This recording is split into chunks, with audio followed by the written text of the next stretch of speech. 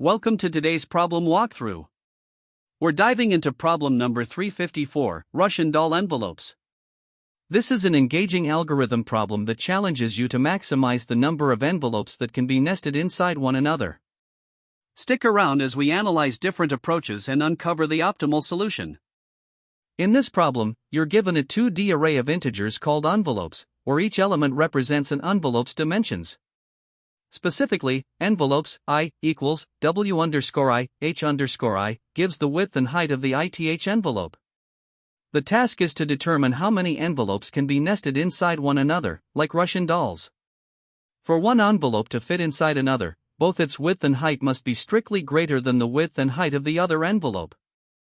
It's also important to note that envelopes cannot be rotated, so their width and height must be used as given. The goal is to return the maximum number of envelopes you can nest together, forming the longest sequence of envelopes that fit inside each other. The output for this problem is a single integer, which represents the maximum number of envelopes you can Russian doll. For example, consider the input 54, 64, 67, 23. The maximum sequence of nested envelopes would be 23-54-67, so the output would be 3. Notice that 64 cannot fit into 67 because the widths are the same and the height of 64 is smaller. This illustrates that both width and height must strictly increase for one envelope to fit inside another. In another example, if the input is 11, 11, 11, the output is 1. Since all the envelopes have identical dimensions, it's impossible to nest any of them. Therefore, the result is simply 1, as you can only select one envelope. These examples highlight the importance of strictly increasing dimensions when nesting envelopes. Keep in mind that the constraints ensure the input size and envelope dimensions are manageable within the problem scope. The problem comes with several constraints to consider. The number of envelopes, envelopes.length, is between 1 and 10,000, and each envelope is represented as exactly 2 integers. The dimensions of each envelope, W underscore I and H underscore I, are also between 1 and 10,000. There are some edge cases to be aware of. If there is only one envelope, the result is always 1. When all envelopes have the same dimensions, no nesting is possible, so the result is again 1. If the envelopes are strictly increasing in both width and height, then all of them can be nested, and the result equals the total number of envelopes. Finally, if no envelope can fit into any other, the result is simply 1. These constraints and edge cases ensure the problem is well defined and provide guidance for designing an efficient solution. To tackle the Russian doll envelopes problem, the brute force approach is the most intuitive starting point. Here, the idea is to sort the envelopes by width and then, for each envelope, check which other envelopes can fit inside it. This involves iterating through all possible pairs to determine the maximum number of nested envelopes. While the steps are straightforward, sorting the envelopes and using nested loops to compare dimensions, the inefficiency lies in the double loop required to evaluate every pair. This results in a time complexity of n squared, which becomes impractical for large input sizes. Although this approach is simple to understand and works for smaller datasets, it's clear that we need a more scalable solution for larger constraints. A more efficient way to solve this problem leverages dynamic programming. After sorting the envelopes first by width and then by height, the goal is to identify the longest increasing subsequence, or LIS, of the heights. The reasoning here is that this LIS directly corresponds to the maximum number of envelopes that can be nested. We start by sorting the envelopes so that widths are in ascending order, and for envelopes with the same width, heights are sorted in descending order to prevent invalid nesting. Then, we extract the heights into a separate array and apply the LIS algorithm. While the DP-based LIS step has a complexity of n squared, combining it with the initial sorting step gives an overall complexity of n squared. However, by optimizing the LIS computation using binary search, we can further reduce this complexity to n log n. The reason this approach works so well is because sorting the envelope simplifies the problem, making it one-dimensional. Instead of comparing multiple dimensions, we now only need to focus on the heights, and the binary search within the LIS computation eliminates redundant checks. The optimized approach for LIS uses a dynamic array, where each element represents the smallest possible end value of an increasing subsequence of a specific length. By iterating through the heights, we use binary search to either extend the subsequence or replace an existing value in the dynamic array. The length of this array at the end of the process represents the LIS. This method ensures that the LIS step is computed efficiently in O, n log n, time, resulting in the most optimal solution for the problem. What makes this approach optimal is its ability to avoid redundant operations and achieve the best possible time complexity of O, n log n. This is essential for handling constraints where the number of envelopes can go up to 10,000. By sorting the envelopes and using binary search for LIS, we've streamlined the process, making it both efficient and scalable. The key insights behind this strategy are that sorting transforms the problem into a simpler LIS task, and the descending order of heights for equal widths ensures that envelopes with the same width cannot be nested. This avoids unnecessary comparisons. While the dynamic programming-based approach is easier to implement, the binary search technique stands out for its superior performance, especially for larger datasets. Ultimately, the binary search-based LIS approach is the most efficient and practical solution for this problem. It elegantly balances clarity and performance, ensuring the solution is robust enough to handle the constraints while remaining scalable.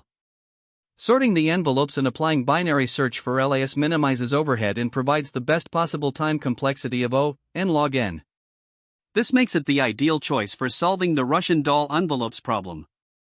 While the dynamic programming approach offers a simpler alternative, the binary search method is the clear winner when efficiency and scalability are critical factors. In this problem, we are tasked with finding the maximum number of envelopes that can be nested inside one another. Each envelope is defined by a width and a height, and an envelope can fit inside another only if both its width and height are strictly smaller. To solve this, the first step is to sort the envelopes by their width in ascending order. If two envelopes share the same width, we sort them by height in descending order. This approach ensures that envelopes with the same width cannot be nested. For example, given the envelopes 5, 4, 6, 7, 6, 4, 2, 3, sorting them results in 2, 3, 5, 4, 6, 7, 6, 4. This sorted order lays the foundation for the next steps, as it organizes the envelopes into a sequence where we can process their heights linearly to determine nesting possibilities. Once sorted, we extract the heights into a separate array, which allows us to focus on finding the longest increasing subsequence of heights. For this example, the heights array becomes 3, 4, 7, 4. This transformation simplifies the problem significantly, reducing it to a well-known algorithmic challenge, finding the longest increasing subsequence. To find the longest increasing subsequence, LIS, of the heights array, we use a dynamic programming approach combined with binary search for efficiency. The algorithm maintains a list, dp, which represents the smallest possible ending height of an increasing subsequence of each length. Starting with an empty dp, we iterate through each height in the array. For each height, we use binary search to determine its position in dp. If the height is larger than all elements in dp, we append it. Otherwise, we replace the element at the identified position, ensuring that dp always contains the smallest possible values. For instance, given the heights 3, 4, 7, 4, we start with dp equals. Adding 3 results in dp equals 3. Adding 4 updates it to dp equals 3, 4.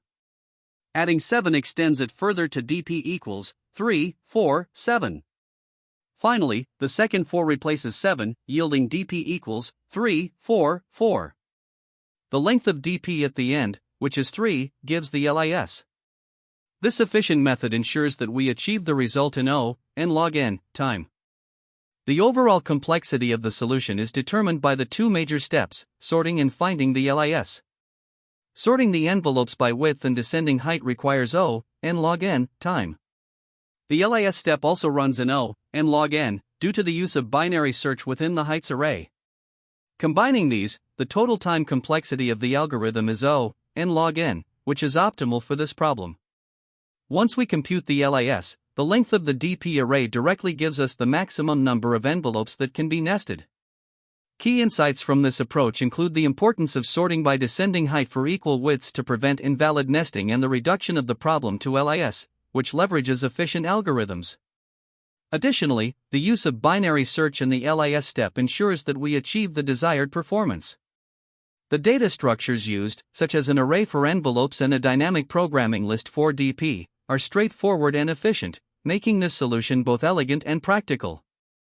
When solving this problem, it's important to consider edge cases. For instance, if there is only one envelope, the result is 1, as no nesting is needed. If all envelopes are identical, the result is also 1 because no nesting is possible. Similarly, if the envelopes are strictly decreasing in size, no nesting can occur, and the result remains 1. For an empty input, the result is naturally 0, as there are no envelopes to process. The pseudocode for the solution begins by sorting the envelopes based on width and descending height. We then extract the heights and use a dynamic programming list, DP, to find the LIS. As we iterate through the heights, binary search is used to determine where to place each height in DP, either appending it or replacing an existing value. This approach ensures the DP list remains optimal for calculating the LIS. At the end, the length of DP is returned as the result. The pseudocode provided captures these steps in a clear and concise manner, demonstrating how the solution is implemented. In terms of complexity analysis, the time complexity of the solution is O, n log n. This is due to the sorting step, which takes O, n log n, and the LIS calculation, which also runs in O, n log n, because of the binary search used in the DP array. The space complexity is O, n, as we maintain the DP list to store the smallest possible ending heights of increasing subsequences. This efficient use of time and space makes the solution well suited for large inputs. By leveraging sorting, binary search, and dynamic programming, we achieve an optimal and practical solution to the Russian doll envelopes problem, effectively addressing the challenge of maximizing nested envelopes. This solution to the Russian doll envelopes problem is designed to efficiently determine the maximum number of envelopes that can be nested inside each other. The solution uses a combination of sorting and the longest increasing subsequence (LIS) algorithm, resulting in a time complexity of O, n log n. Explanation. 1. Sorting the envelopes. The envelopes are sorted first by width in ascending order. If two envelopes have the same width, they are sorted by height in descending order. This ensures that envelopes with the same width do not incorrectly contribute to the LIS calculation, since they cannot be nested. 2. Extracting heights. After sorting, we extract the heights of the envelopes. The goal is to find the LIS of these heights, which corresponds to the maximum sequence of envelopes that can be nested. 3. LIS calculation. We maintain a list to store the current longest increasing subsequence of heights. For each height, we use binary search, bisect_left, to find its position in the lease list. If the position equals the length of lease, the height is larger than all elements in lease, so it is appended. Otherwise, the height replaces the element at the found position, ensuring that the sequence remains valid and optimal. 4. Result. The length of the lease list at the end gives the maximum number of envelopes that can be nested. This approach ensures optimal performance by leveraging sorting, O, n log n, and binary search, O, log n, for each envelope, making it suitable for large input sizes, up to 10 to the power of 4 envelopes. The use of Python's bisect module simplifies the binary search implementation and improves code readability and efficiency. Here, we begin by importing the necessary libraries and defining our solution class. The goal is to find the maximum number of envelopes that can be nested, similar to Russian dolls. To achieve this, the first step is sorting the envelopes. We sort them by their width in ascending order, and if two envelopes have the same width, we sort them by height in descending order. This ensures that envelopes of the same width cannot be nested within each other. Next, we extract the heights from the sorted envelopes into a separate array. This is because, after sorting, the problem reduces to finding the longest increasing subsequence, or LIS, of the heights. To implement the LIS algorithm, we use a list called least to keep track of the increasing sequence. For each height, we use binary search to find its position in the lease. If the height is not already in the list, binary search returns a negative value. We then calculate the insertion point by taking the negative of the returned position and subtracting 1. If the insertion point is equal to the current size of the lease list, it means the height is larger than any value in the list, so we add it to the end. Otherwise, we replace the element at the insertion point with the current height to maintain the LIS property. By doing this, we ensure that the least list always represents the smallest possible values for the increasing subsequence. Finally, the size of the least list gives us the length of the longest increasing subsequence, which corresponds to the maximum number of envelopes that can be nested. This value is then returned as the result of the function. To solve the Russian doll envelopes problem, we start by sorting the input envelopes. The sorting is done first by width in ascending order. If two envelopes have the same width, we sort them by height in descending order. This ensures that envelopes with the same width cannot nest within each other. For the given input, the sorted envelopes are 2, 3, 5, 4, 6, 7, 6, 4. Next, we extract just the heights from these sorted envelopes, which results in the sequence 3, 4, 7, 4. Now, the task reduces to finding the longest increasing subsequence, LIS, within this heights array. To do this, we initialize an empty list called least to store the current sequence of the LIS as we iterate through the heights. We now process each height in the sequence one by one to find the LIS. For the first height, 3, we determine the position where it can be inserted in lease using binary search. Since lease is empty, 3 is inserted at position 0, making lease now 3. For the next height, 4, the binary search finds its position as 1, so we append it to lease, resulting in 3, 4. Then, for the height 7, the position is determined to be 2, so it is appended, and lease becomes 3, 4, 7. When we encounter the second 4, its position is found to be 1. Instead of appending, we replace the element at position 1 with 4 to maintain the LIS property. The list remains 3, 4, 7.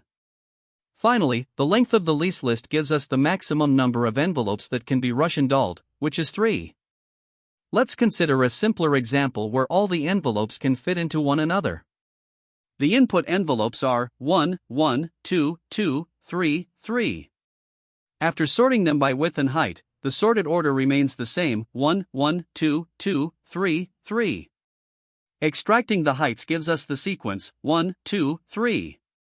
To find the LIS, we initialize an empty list lease. For the first height, 1, the position to insert is 0, so we add it to lease, making lease now 1. Next, for the height 2, the position is determined to be 1, so we append it to lease, resulting in 1, 2. For the height 3, the position is 2, so it is added to lease, and the list becomes 1, 2, 3. Since all heights fit in increasing order, the length of the lease is 3, meaning all envelopes can fit into one another. The result is 3. Now, let's look at a different case where no envelopes can fit into one another. The input is 5, 4, 4, 3, 3, 2. After sorting by width and height, the sorted order becomes 3, 2, 4, 3, 5, 4. From the sorted envelopes, we extract the heights to get the sequence 2, 3, 4. Starting with an empty lease, the first height, 2, is inserted at position 0, making lease 2.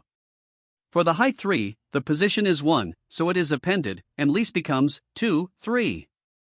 Then, for the height 4, the position is 2, so we add it to lease, resulting in 2, 3, 4.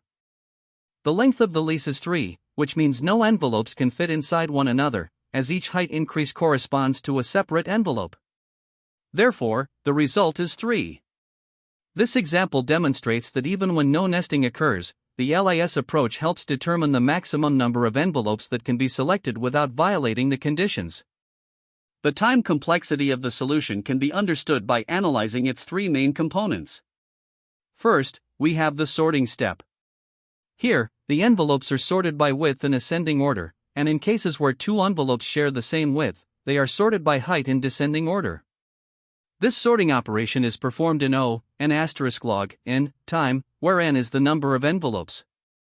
The sorting relies on tuple comparison, which operates in constant time and does not add any additional overhead to the complexity. Next, we extract the heights of the envelopes into a separate list. This operation involves iterating through all n envelopes, which requires n time. These two steps set the foundation for the algorithm's efficiency.